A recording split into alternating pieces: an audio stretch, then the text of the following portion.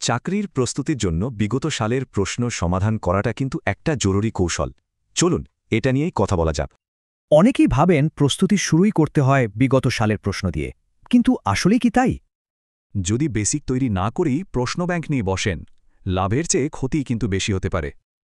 তাহলে আসল কৌশলটা কি? আগে জ্ঞানের ভিত্তিটা মজবুত করে নিতে হবে। এর জন্য বিষয়ভিত্তিক বইগুলো ভালো করে পড়ুন আর নিজের বেসিকটা একদম পাকাপোক্ত করে নিন।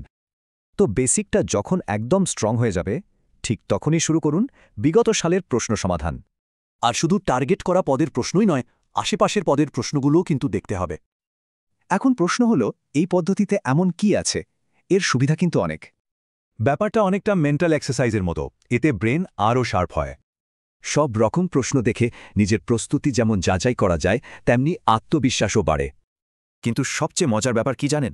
প্রশ্ন রিপিট হওয়ার হার। মাঝে মাঝে তো 60% পর্যন্ত প্রশ্নও কমন পড়ে যায়। ভাবা যায়?